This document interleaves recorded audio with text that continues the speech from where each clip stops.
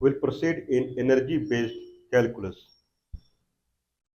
Oh, energy-based calculus or vector and commercial calculus. Vector and commercial calculus, you are mind-blowing, you are amazing. So, whatever the discussion, why it is kind of different out here, it is distinctive. Whatever the discussion we are making here is distinctive. It is distinctive in a fashion that whatever we are talking, we are giving real life example rather than just this vector, that vector, and dot product, cross product, and this is what you get. It doesn't make any sense if you don't see anything that resembles your lifespan. It doesn't resemble whatever day to day life you do, day to day work you do in your life, day to day, whatever you experience in your life, it does not match whatever you are learning, whatever you are doing, then it is of no use. Case study, whatever we present in mathematics, it should match to the real life. Okay, that is considered as the kind of a good technology. This is what I would say. Good technology. So difference between good technology and a technology of boring. I won't say no use. People generally they don't tend to learn much because they feel it's boring. It's boring because it does not match the life. If I say, if you learn this, if I say, if you learn this, and then you go back your home from your office and it will take 5 minutes less. Okay. If you learn this and then you go back to your home, the distance, whatever time you consume, it will take 5 minutes less. That is a big thing, right? Or 5 minutes less when you come to office because of this knowledge. 10 minutes daily you are saving now. In 6 days, 1 hour you are saving. And every month, 5 hours you are saving. In that sense, one working day or something like that, you can take a leave like kind of thing. Since you are working more now, you are in our office for 10 minutes more daily basis. One day full day, you can take a kind of, you can go out or something like that because you have learnt a technology. Now, if you say that if you learn this technology, then kind of your marks will be more, okay, it's all right. But it should change the life. That is technology. Technology which changes the life of a human. That is the technology. Anyway, we are now seeing the Stokes theorem, mind blowing, supernova explosion, Stokes theorem. Hope, everything here. Okay, Stokes theorem.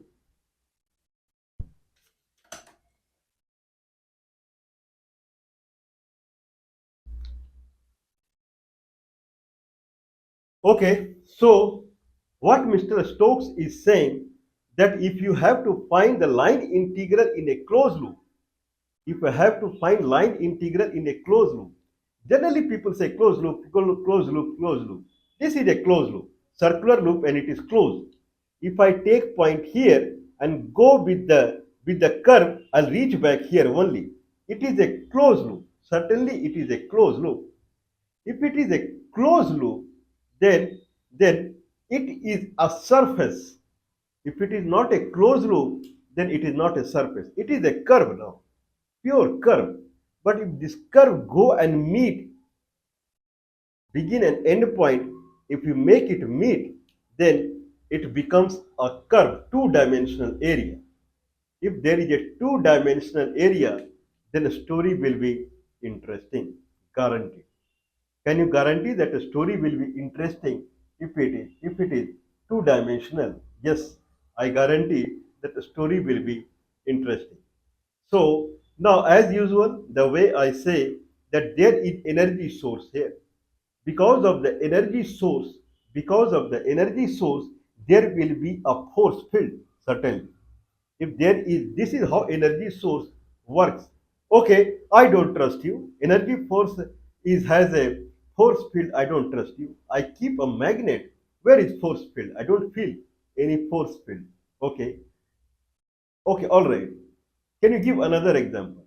I have a fire. Okay, I have a set of wood. I have wood and I put fire into it. Now, wood caught fire. Now, all around the wood there is fire.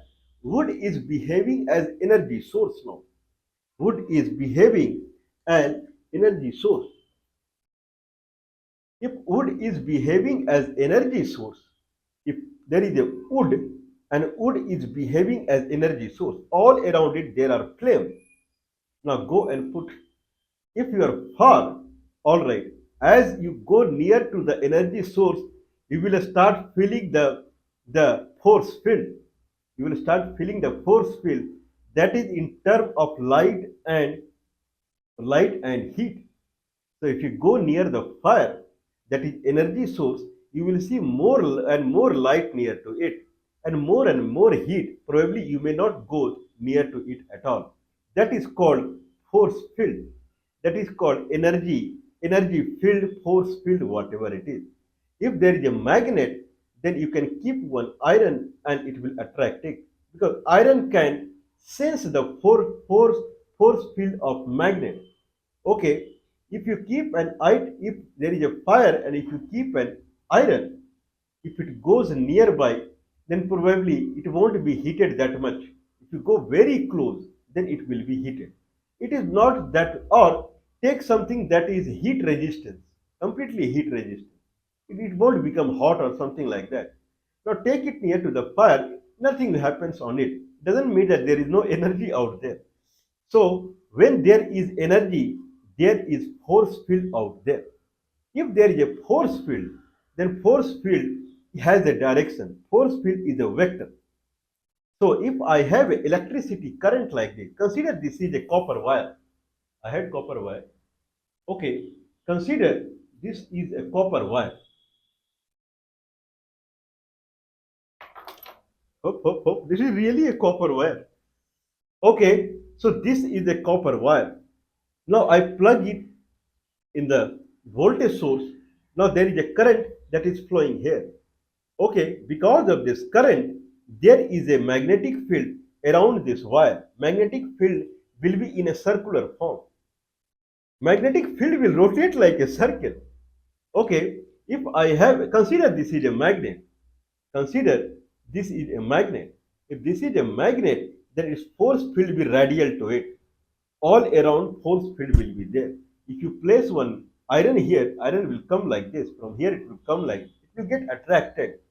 Typical equation of this magnet force field is r vector. This is r vector minus r vector, because it is going towards the magnet, minus r vector divided by r to the power 3. This is the typical magnetic field equation into some constant.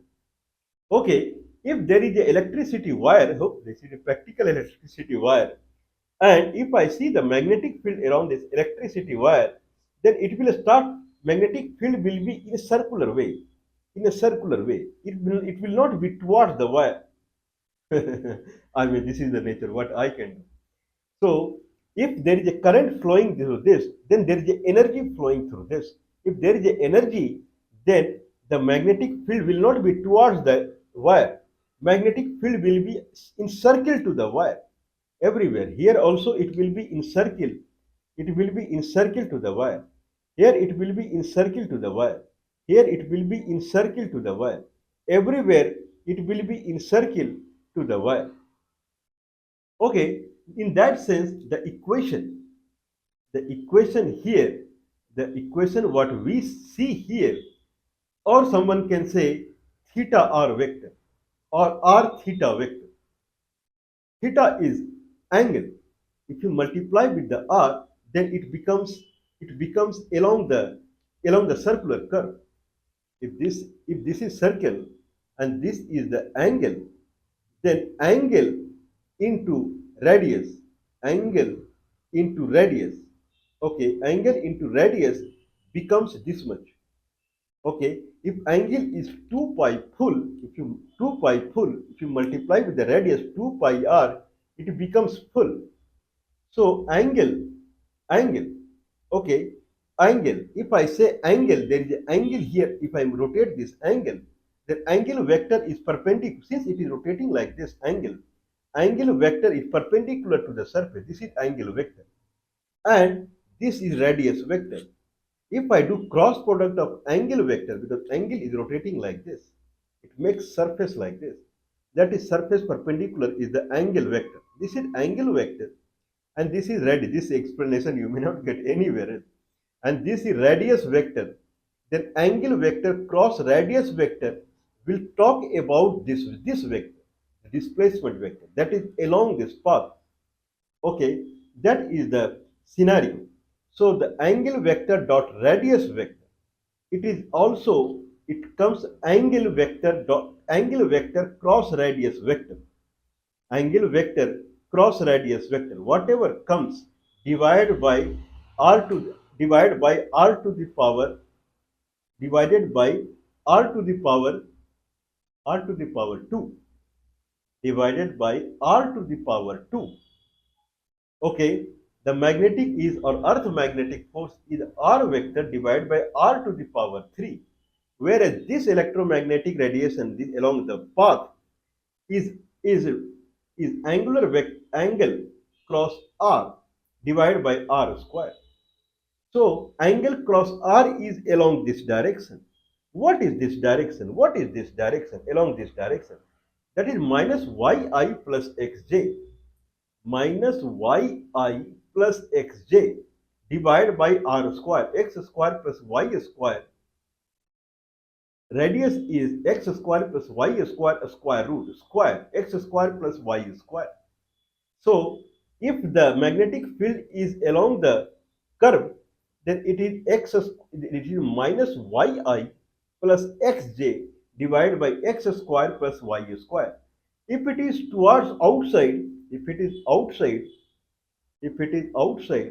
then it is xi plus yj divided by x square plus y square to the power 3 by 2. Here it is minus yi plus xj divided by x square plus y square. So that is the scenario. Okay, now minus yi plus xj, minus yi plus xj divided by some algebra, but vector is minus yi plus xj. That is the main vector. If that is the case, then it is path independent or not. We know energy source can be of two types. One is path independent and one is path dependent. Path independent means the energy computation. If this is energy source, and this is force field along the energy source of, or this wire is energy source and this is the force field along the energy source. Now, if this is the wire through which electricity is passing, and some material came into the picture which got magnetized. Not everything will get magnetized. If you keep wooden item, it will not get magnetized. Consider one particle came and it got magnetized. Then how it will go toward the wire? It will not go to the wire. Rather than it will start rotating, because that is the magnetic field. It will start rotating around it. Okay, it will start rotating around it. In that sense, now how much is the energy computation? If this the force field, the force it is making around it, if this force is path dependent, if it is path dependent, then energy in a closed loop that it is making, there is energy consumption from it. But if it is path independent, then any particle coming into the vicinity of this wire and it is making a round from this point and coming back to this point, then it will not involve any energy at all, because begin point and end point is same. If the begin point and end point are the only factor that triggers the how much energy consumption happens from the energy source, then it leads to energy source nature. It is path dependent or path independent. If it is energy is consumed from the energy source, even though it is making a closed loop, then it is path dependent. If though no energy is involved, then it is path independent. Okay, that is the scenario. Means if I, under the earth gravitational force, if I make any kind of item that is pierced inside it and it falls like this under the earth magnetic field and it comes back here automatically. There is no energy. Means Earth loses energy, Earth gains back the energy. So no energy involved. Okay, but if this is the wire through which electricity is flowing, an item is moving in a circular fashion and from one point and coming back to the same point, begin point and end point is same. In that sense, if there is energy involved, then energy source is losing the energy, simply losing the energy. Now, how we can find that it is losing the energy or it is not losing the energy? Okay, so that is the concept here, that it is losing energy or not losing the energy. Okay, now if it is minus yi plus xj, minus yi plus xj, then it is path dependent or path independent. Minus yi plus xj. Now, to calculate the energy computation, we there is one thing, that if it moves in a closed loop, if something moves in a closed loop, then calculate the energy and divide it by the area, that is also called circulation density. So circulation density is zero, means there is no energy calculation, and that energy source is considered as path path independent. If it is non-zero, then it is path dependent. Or curling factor. If any particle is moving around an energy source, any particle is moving around an energy source, okay, if any particle is moving around an energy source, if this is energy source and this is the energy field, this is energy source and this is energy field, radial. If any particle comes into the vicinity of the energy source and it starts moving toward energy source, and then it is rotating like this. So while moving, it is rotating like this. It is called curling factor. If there is a curling factor, it is rotating and moving toward the energy source, then certainly energy source is path dependent. Like I always give example, if I make it fall, it falls straight. It is not rotating like this and falling. Means Earth is path independent. So how much is the curling factor? Curling factor talks about that it is path dependent or not.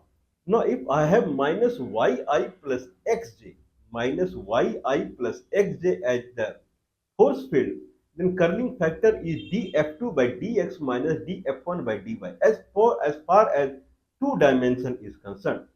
Then if the force field has f1 and f2, the force field has F1 and F2. Okay, in that sense, dF2 by dx minus dF1 by dy, dF2 by dx minus dF1 by dy, it talks about the net curling factor. Okay, so minus yi plus xj, it will become 1 minus minus 1, 2. Curling factor is there. The force field minus yi plus xj has curling factor. If it has curling factor, then certainly it is path dependent. Okay, now question arises in minus yi plus xj, minus yi plus xj divided by x square plus y square, that we are considering now as far as force field of electricity. I am not sure about this exact formula. I believe it is something like this. Okay, is it path independent or not? Minus yi plus xj divided by x square plus y square. This is path independent or not? Can we calculate curl of this and then we can say it is path independent or not? Okay, either I can calculate curl of it, curl factor of it, or I can calculate in a closed region what is the energy calculation, or I can go and in a closed region what is energy calculation. Let's consider the closed region, that we will see next time. So what is the energy calculation in closed region for the force field minus yi plus xj divided by x square plus y square? Okay, that is force vector dot d of position vector. That is the energy calculation in a closed loop. I have to get closed loop means x will be from this to this, that will be, or from this back to this, that is the x is minus a back to a minus a, or a back to a, or minus A to A and then plus A to minus A. What is the energy calculation? Force vector dot d of position vector. Position, if I take a closed loop circle and this is origin, this is any point x comma y, position vector is xi plus yj, always xi plus yj. So force vector, that is f1i plus f2j dot product d of position vector xi plus yj, f1 dx plus f2 dy is the net energy calculation. This is not available anywhere else. So force vector here for minus yi plus xj divided by x square plus y square.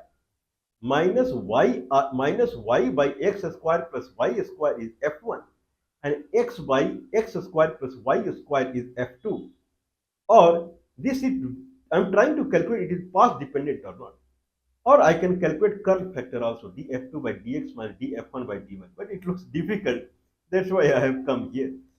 So now minus y by x square plus y square dx plus x into plus x by plus x by x square plus y square dy.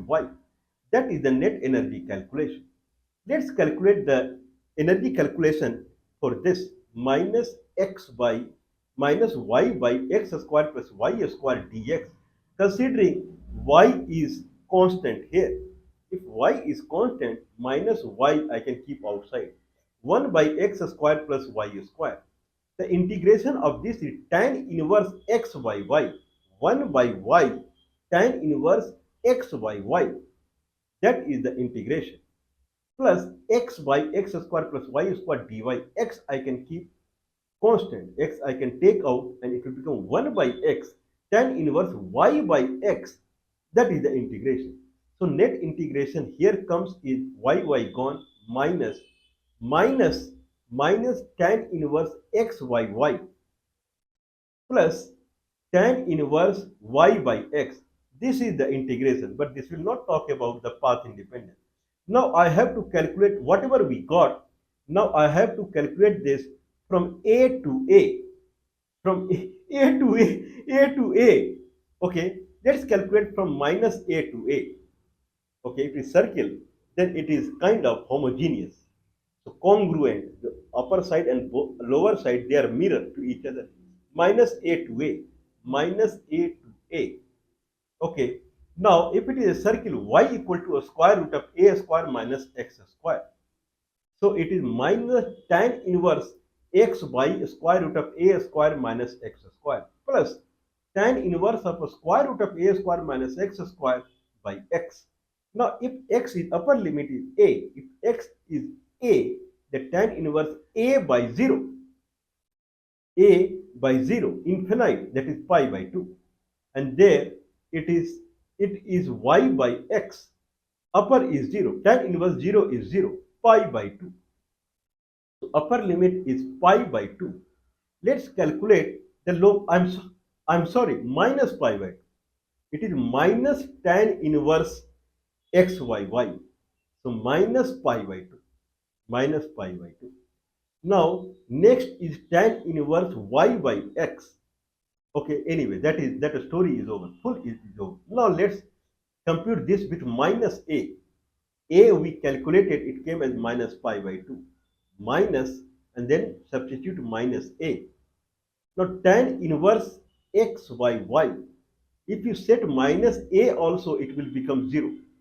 And above is minus a. Minus a by 0, I can say minus infinity. That will come as minus pi by 2. Minus pi by 2. Minus pi by 2. It will come as minus pi by 2. And other side, if we go, it will come 0 again. Y by x. Y is 0 again by x, 0. So it will come as minus pi by 2. Minus pi by 2 minus plus minus again. Minus pi. So it will come as minus pi. Minus a to a, it will come as minus pi. Now someone can try a to minus a, then it will come as pi. I believe so. Okay, so I'll try one. Minus a to minus a, minus a to a, and a to minus a. a to minus a. Let's substitute minus a. Minus tan inverse x by y. If I set minus a, it becomes minus infinity. Pi by 2. Minus minus pi by 2. So it will come as pi. So minus pi plus pi, 0. So in closed loop, minus x minus yi plus xj divided by x squared plus y squared, the integration is 0. Means this is path independent, knowingly, unknowingly. This the electromagnetic field minus yi plus xj is path dependent because it has current factor 2. But minus yi plus xj divided by x squared plus y squared looks like it is path independent. Someone would say, I believe only when give me one potential function. There should be one algebraic function in x and y. G is the algebraic function. If you say dg by dx, if you say dg by dx, then it should become f1. If you say dg by dy, then it should become f2. If it happens like this, then I will believe it is path independent. Because as per the path independence, this is the logic. From the universe, there are infinite number of algebraic equations. Get one algebraic equation gxy for which dg by dx is f1, dg by dy is f2. f1 is minus y by x squared plus y squared, and f2 is x by x squared plus y squared. If you are able to find it, then I'll trust it is path independent. No need to go for limit or whatever. Just prove this. This is what is there. Okay, to prove it, now consider if dg by dx is f1, dg by dx is f1, dg by dy is f2. f1 and f2 are the component of force field. If dg by dx is f1, then g equal to f1 dx. If dg by dy is f2, then g equal to f2 dy. Let's go with the first one. G equal to f1 dx. Now f1 is minus y by x square plus y square dx. It becomes minus tan inverse x by y. This is what we have seen. Minus tan inverse. The differentiation of tan inverse x is 1 by x square, or differentiation of or integration of 1 by a square plus x square is 1 by a tan inverse x by a. Minus y was there, y gone. Minus tan inverse x by y is the integration. If I say gx equal to f1 dx, then gx equal to minus tan inverse x by y plus any function of y only, just y. Any function of just y. Cy, I can say a function name is c.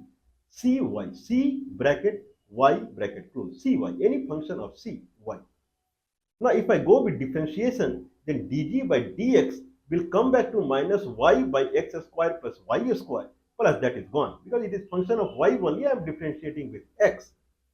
So now we got that gx equal to f1 dx. Now gx equal to minus tan inverse x by y plus any function over y, cy. Okay, now this is gx. Now differentiate gx with y. dg by dy. If I say dg by dy, then I have to differentiate minus tan inverse x by y with y. Minus tan inverse x by y with y plus differentiation of cy. Here is dg by dy. dg by dy is f2 as per the path independence. So f2 is x by x square plus y square. So net is x square plus y square. X by x square plus y square equal to differentiation of minus tan inverse x by y with the dy plus the differentiation of c with y, c dash y. That is the fundamental. Now everything is eyeing upon the differentiation of minus tan inverse x by y with dy minus outside differentiation of tan inverse x by y. If I differentiation of tan inverse x by y by dy is same as differentiation of tan inverse x by y by dx into dx by dy into dx by dy. Okay, or differentiation of tan inverse x by y by dy is same as differentiation of tan inverse x by y by differentiation by d of x by y dot d of x by y by dy. Same thing as per the chain rule. If I go like this, then it becomes differentiation of tan inverse xy by differentiation of dxyy will become 1 by 1 plus x square plus y square as per the fundamental. Then it will become y square by x square minus I have kept outside. So it becomes y square by x square plus y square. Now differentiation of xy with the dy, it becomes xy minus y square. Hope minus xy y square. Y square gone, minus minus gone. It came at x by x square plus y square. This is our proof. It is not available anywhere else. Consider supporting us. +91 is the India country code. 9483160610 is the telephone number. 9483160610 is the telephone number. +91 is the India country code. Now, in that sense, it becomes x by x square plus y square plus differentiation of function cy. That is equal to x by x square plus y square, that is f2. That is both are gone. Now it becomes differentiation of cy equal to 0. Means cy does not exist at all. This proves that the kind of the potential function is minus tan inverse xyy only. Can someone believe it?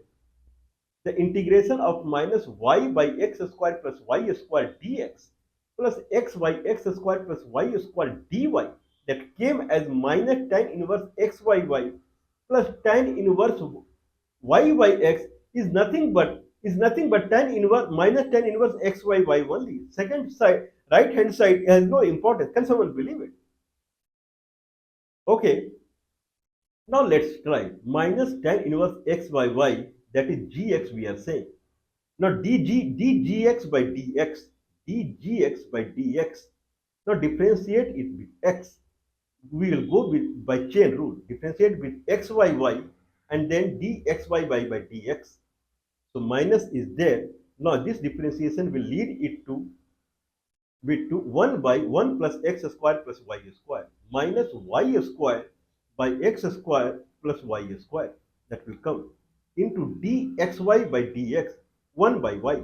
It will come as minus y by x square plus y square. That is exactly f1 is there. Now dg by dy. Now differentiate minus tan inverse xyy with y. That is same as differentiation with dxyy dot dxy by dy.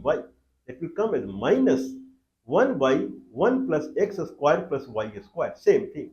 Dot into d of xyy by dy.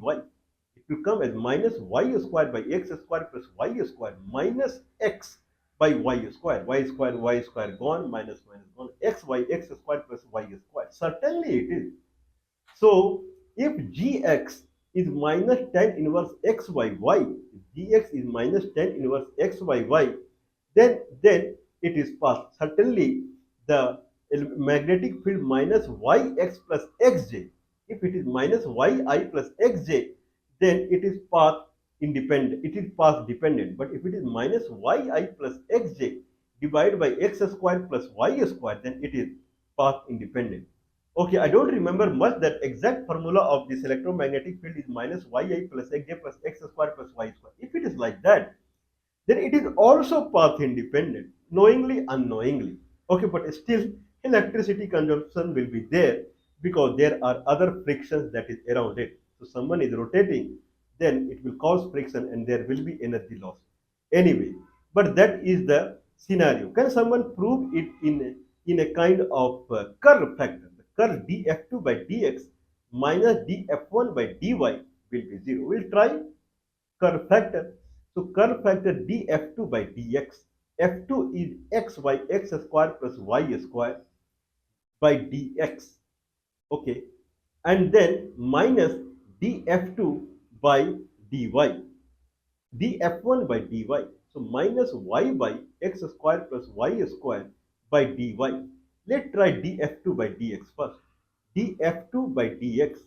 Now we have two terms. One is x and one is 1 by x square plus y square. Let's go with the chain rule. First differentiate the numerator x. Okay, if I differentiate numerator x with dx, then it becomes 1 only. So 1 by x square plus y square plus. keep the x and differentiate 1 by x square plus y square with dx. First differentiate with x square plus y square, then it becomes minus 1 by x square plus y square whole square, then x square. Okay, then it is 2x, then it becomes minus 2x square, minus 2x square by x square plus y square whole square. Net becomes 1 by x square plus y square minus 2x square by x square plus y square whole square. If you settle it down, then it becomes y square minus x square. Numerator becomes y square minus x square. X square plus y square minus 2x square. Y square minus x square divided by x square plus y square whole square. That is df2 by dx. Now minus df1 by dy. F1 is minus y, minus minus plus, gone. Now plus df2 by dy. Now we have y by x square plus y square by dy. Let's go with the chain rule. Then it will become 1 by x square plus y square. Numerator I differentiated. Plus y into differentiation of 1 by x square plus y square by dy. Now, if I differentiate dy, first x square plus y square, then it will become more or less minus 2y square. It will become minus 2y square by x square plus y square whole square. Then it will become x square minus y square. So it becomes x square minus y square divided by x square plus y square whole square. Now net will become y square minus x square divided by x square plus y square whole square plus x square minus y square divided by x square plus y square whole square. If you settle it down, numerator becomes 0. Then curl is 0. Okay. Anyway, in the past video, we have done more exercise on it. And if the force field is minus yi plus xj divided by x square plus y square to the power p by 2. Right now, p is 2. If p is 2, then it is path independent. What about p other value? Minus yi plus xj divided by x square plus y square. Denominator is x square plus y square. Now in the denominator x square plus y square, place p by 2. If p is 2, then it is path independent. If p is non-2, then it will be path dependent. Please watch our previous video, and there we have talked about it that p has to be 2, then only it is path independent. Otherwise, it is path dependent. Anyway, this is the scenario. Now we will proceed in flux area. So what the Mr. Stokes theorem is that if you have a force field, that is, if you have a force field, then force field curl factor df2 by dx minus df1 by dy. Curl factor is a vector. Either it is 2-dimensional or 3-dimensional. If it is 2-dimensional, then it is df2 by dx minus df1 by dy k vector. Dot product with d of area vector. D of area vector. If it is x axis, if it is y axis, and if it is z axis, and if it is kept on xy plane, then for this area, the area vector is along k axis. Area vector is along x axis. Area vector is along y axis. Okay, so curl of force vector, not the force vector. Curl of force vector dot d of area vector. If you compute it, then it will become line integral along the curve. This is what he is saying. Consider there is one area. If there is an area, then certainly it is a closed loop. Around the area there will be a line that will be a closed loop. If there is a closed loop like this and there is a force field, it is kept in a force field, then curl of this force field df2 by dx minus df1 by dy k vector dot area vector. If area is like this, then area vector is perpendicular to the surface. If area is like this, then area vector is perpendicular to this surface. Dot area vector. Now integrate this and then integrate it over this region. Okay, and then you get the net energy computation or line integral. Force vector dot displacement vector is the line integral. Force vector dot displacement vector is the energy computation. Line integral is force vector dot d of position vector along the curve. If you start from here and there is a one force field here, force field dot d of position vector, the way we did, that is the line integral. The line integral in a closed loop will be same as the curl of the force field dot with d of the area vector. This is what Stokes is saying. Consider the curl of the force field, which is a vector, that is a new vector called g, df2 by dx minus df1 by dy, k vector. So df2 by dx minus df1 by dy is g vector, g. Then gk, this is a new vector. Any new vector dot d of area vector becomes a volume calculation, mind it. Consider there is another vector called g. This is surface area. This is a surface. If I close this, this becomes a surface. Consider there is a fluid that is passing through this surface, and fluid vector is g vector. That is g vector. If I do dot product with this area vector, then I'll compute the net fluid that is passing through it. Consider this is velocity vector. Then it is meter per second. The fluid is passing through this hole, the surface, meter per second. If I multiply with this area meter square, it becomes meter cube per second. How much is the volume of liquid that is coming out of this surface? That is the volume computation. That is nothing but the velocity vector. Now story will start in velocity vector. We did with force vector, again energy computation. The velocity vector dot product with the area vector. Now area vector is like along this perpendicular to the surface is area vector, and velocity vector is like this. If dot product, if they are in same direction, just multiply velocity with this area, that much is the throughput. Or if velocity vector is exactly perpendicular like this, then nothing will come out from here, because area vector and velocity vector are perpendicular to each other. Dot product will not come. We'll do lot of computation here, but Stokes theorem works here also. If your force field, if your force field is a curl vector means there is a curl vector which exists, for which the curl of force field is the curl vector. I mean, if I am using interchangeably. So if there is a force field df2 by dx minus df1 by dy, it becomes another vector. Okay, then that vector dot with d of area vector, it becomes a flux calculation. It is called flux. How much is the volume coming out is called flux. This is typically a flux calculation over the region, integration over this region. Any vector dot d of area vector, that any vector is curl of force field df2 by dx minus df1 by dy.